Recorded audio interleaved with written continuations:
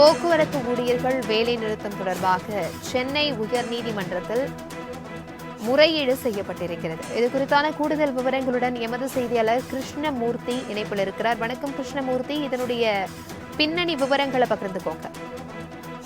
வணக்கம்.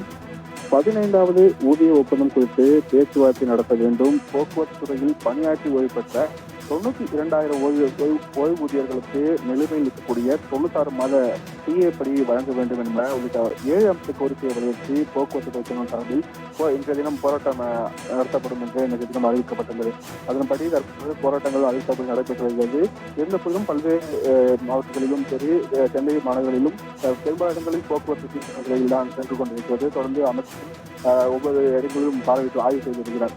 இந்த நிலையில் சென்னை உயர்நீதிமன்றத்தில் இந்த போக்குவரத்து போராட்டம் அறிவிப்பு தொடர்பாக சென்னை உயர்நீதிமன்றத்தில் மூத்த வழக்கறிஞர் PV ராமன் என்பவர் சென்னை உயர்நீதிமன்றத்தின் தலைமை நீதிபதி அமர்வு முன்பாக ஒரு முறையீடு செய்திருக்கிறார். இந்த போக்குவரத்து ஊழியர்கள் வேலைநிறுத்தம் தொடர்பாக இந்த முதன்மை அமர்வு நீதிமன்றம் முன்பாக இந்த முறையீட்டில் பொங்கல் பண்டிகை நேரத்தில் மக்கள் அதிகமாக பாதிக்கப்படுவார்கள் என்று மூத்த வழக்கறிஞர் PV ராமன் தெரிவித்திருக்கிறார்.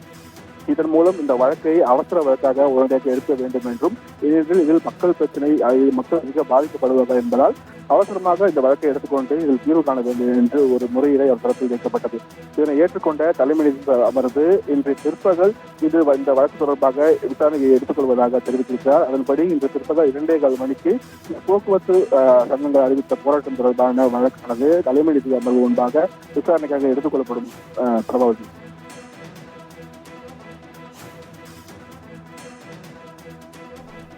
தகவல்களுக்கு நன்றி கிருஷ்ணமூர்த்தி.